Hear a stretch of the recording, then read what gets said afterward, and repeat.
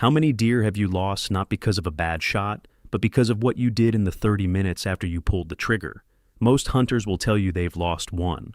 The honest ones will tell you they've lost 3 or 4. And almost every time, the deer wasn't lost because it couldn't be found. It was lost because the hunter found it too soon. That sounds backwards. Every instinct you have after the shot says, go, get down, find blood, start walking. But that instinct is the single biggest reason mature bucks that were dead on their feet end up vanishing into timber you'll never recover them from. The hunting industry reinforced this for decades. TV shows cut from the shot to the hero walk in 90 seconds. The arrow hits, the camera follows a blood trail that looks like someone spilled a bucket of paint, and the hunter is posing with the deer before the next commercial break. Real recoveries are not like that. Real recoveries involve doubt, second-guessing, and long stretches of walking slowly through dark timber with a flashlight and the growing awareness that you might not find what you're looking for. What they don't show you is the 3 hours of waiting, the false starts, the second-guessing, the phone calls to a buddy, and the sick feeling in your stomach when the blood trail goes from heavy to thin to nothing, and you're standing in the dark with a flashlight, wondering if you just ruined the best opportunity of the season. I've been that guy, more than once. The worst was a buck in Franklin County, Missouri. That's the rolling oak and hickory ridges west of the Missouri River, where the terrain drops into steep creek drainages and the timber is thick enough that a deer can disappear in 40 yards. November of 2019, I made what I thought was a perfect shot with my Hoyt at 22 yards, roughly the distance from the free throw line to half court. The buck kicked hard, ran about 60 yards, and stopped in a thicket where I could still see parts of his body through the branches. He was standing with his head down, swaying slightly. Everything in me said, climb down and go get him. So I did. I climbed down at the 10-minute mark, walked to the last place I saw him, and jumped him out of the thicket. He crashed through the timber, and I never saw him again. Never found the blood trail past 80 yards. Never found the deer. I spent 2 days walking that drainage with my buddy and a Reconyx camera set over the last blood. I walked those ridges in my Sitka Fanatic jacket and got nothing. That buck was dead. I'm almost certain of it. A double lung hit at 22 yards with a muzzy 3-blade doesn't leave survivors. But I pushed him out of his first bed before the adrenaline crash finished its job, and he had enough left in the tank to cover another 200 or 300 yards into a drainage I couldn't access without crossing the neighbor's fence. I lost that deer because I couldn't sit still for 30 minutes. And I've talked to enough hunters in the years since to know that my mistake is the most common mistake in deer hunting. Not the shot, not the setup, not the equipment, the recovery. What happens inside a deer's body in the minutes after the shot is the key to understanding why waiting works and why rushing fails. When a broadhead or bullet penetrates, the deer's sympathetic nervous system fires a massive catecholamine dump. That's adrenaline and noradrenaline flooding the bloodstream. This is the same fight-or-flight response that lets a 150-pound human lift a car off a child. In a deer, it does 3 things simultaneously.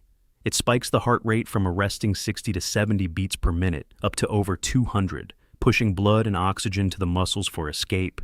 It constricts blood vessels in non-essential organs to redirect flow to the legs and core. And it temporarily overrides pain signals so the animal can run at full speed, even with catastrophic internal damage. A double-lung deer, meaning the broadhead or bullet passed through both lungs, can run 80 to 150 yards on adrenaline alone before the blood pressure drops low enough to cause collapse. A single lung hit can keep a deer moving for 200 to 400 yards. A liver hit can sustain movement for 400 to 600 yards. And a gut shot, where the broadhead or bullet hits the stomach or intestines, can keep a deer walking for a mile or more because the initial blood loss is slow and the peritoneal infection that eventually kills the animal takes hours to develop. Here's the part that matters for your recovery. When a fatally hit deer stops running and beds down, the adrenaline crash begins. The catecholamines metabolize out of the bloodstream over roughly 20 to 45 minutes. Heart rate drops, blood pressure drops. The constricted blood vessels relax, which means the wound starts bleeding freely again instead of being partially sealed by the body's own emergency clotting. A deer that beds down after a good hit and is left alone for 30 minutes will bleed out quietly in its first bed. The same deer that gets pushed out of that bed at the 15-minute mark gets a second adrenaline spike, reconstricts the blood vessels around the wound, and has enough emergency fuel for another 200 to 300 yards of running. Except this time, the blood trail is thinner because the coagulation cascade has already started sealing the wound track externally. You've taken a deer that was 15 minutes from dying in a spot you could find and turned it into a deer that's now 400 yards deeper into cover with a blood trail that's going to dry up in the next 100 yards. That's how you lose a dead deer. Not because of the shot, because of the clock. That biology alone is one of the reasons I finally sat down and organized everything I've learned into one place. I put together a field guide called The Buck Hunter's Bible, 90 pages, 77 tricks, including a complete post-shot decision tree that walks you through exactly what to do, based on shot placement, arrow condition, blood color, and weather. It covers scent control, stand placement, all 3 rut phases, and a full chapter of recovery techniques that most hunters never learn until they've lost a deer the hard way. There's a pre-hunt reference card at the back you can print and take to the stand. Links in the description below this video, or if you're watching on a TV, pull out your phone and scan the QR code on screen. All right, the 30-minute rule. The 30-minute rule is real, but it's not a blanket rule, and applying it wrong costs deer too. Here's how I break it down now. And this took me years and several lost animals to figure out. If you saw the shot hit and the deer ran with its tail clamped down, that's a strong indicator of a good hit. A body cavity shot that's causing internal pain, tail clamped, head low, stumbling or listing to one side. That deer is dead on its feet. Give it 30 to 45 minutes minimum. Sit in your stand, mark the time on your phone, and do not move. I know it's hard. I know the adrenaline is pumping in you too. But your adrenaline is the enemy right now, same as the deer's. A buddy who guides in Calhoun County, Alabama, that's the flat bottomland hardwoods between the Alabama and Tombigbee rivers, where the timber is so thick you can hear a deer crash but can't see it past 30 yards, tells every client the same thing. He says the moment after the shot is when the hunt becomes a test of the hunter, not the deer. He's seen clients sprint to the hit site before the arrow stops vibrating in the tree behind the deer. The deer is doing exactly what biology tells it to do. The question is whether the hunter can override his own biology long enough to let the animal die in peace. If you saw the shot hit high, or the deer ran off with its tail flagging, or you heard the arrow hit with a hollow thump instead of the wet crack of a rib shot, you may have a gut shot or a single lung hit on your hands. Those require a completely different timeline. A gut shot deer that beds down within 100 to 150 yards, roughly the length of 1.5 football fields, will stay in that bed for hours if left alone.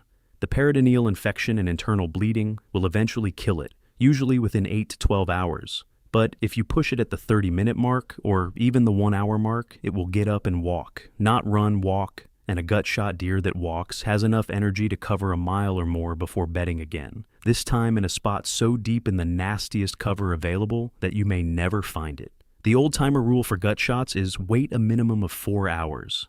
Overnight is better if the temperature cooperates. In cool weather below 50 degrees Fahrenheit, meat spoilage isn't a concern for 12 to 18 hours.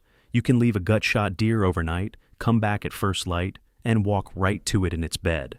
In warm weather above 60 degrees, you've got a harder decision because the meat will start to turn within a few hours of death, especially if the stomach contents have contaminated the body cavity. That's the one scenario where waiting too long costs you the venison even if you find the deer. In those conditions, give it 3 to 4 hours, then trail slowly and quietly. If you bump it, back out and give it another 2 to 3 hours. It's a judgment call, and there's no perfect answer. All right, let me walk you through what to actually do when you climb down. When the time is up and you're ready to start trailing, the first thing you do is not follow blood. The first thing you do is go to the exact spot where the deer was standing when you shot it. Mark it with something visible, a piece of flagging tape, a hat, a white piece of tissue paper on a branch. This is your ground zero. Everything radiates from here. I use my phone to drop a GPS pin on this exact spot, because in the dark, after walking 200 yards of blood trail, you'd be surprised how hard it is to find your way back to where it all started. At that spot, look for your arrow or the bullet exit evidence. If you're a bow hunter, The arrow tells you almost everything. Bright red blood with tiny bubbles means lung hit. Dark red blood, almost maroon, means liver. Greenish brown with a foul smell means gut. If the arrow has tallow on it, that waxy white fat, the broadhead passed through the body cavity lining and likely hit intestines or stomach. A clean pass-through with bright red blood on the entire shaft is the best sign you'll see all season. That's a double lung hit, and the deer is likely within 80 to 120 yards, roughly the length of a Walmart parking lot from front doors to the back row. For rifle hunters, look for hair, blood spray on vegetation, and the direction of travel. A deer hit in the vitals with a Winchester 130 grain round often drops blood immediately and heavily because the hydrostatic shock creates a larger wound channel than a broadhead. But sometimes a rifle deer gives you nothing at the hit site, especially with high shoulder shots that don't produce an exit wound. In those cases, follow the direction of travel and look for blood starting about 30 to 40 yards out.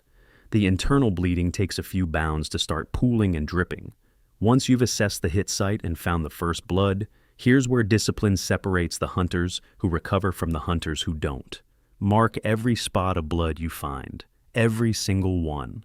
Flagging tape works, toilet paper on branches works, anything visible.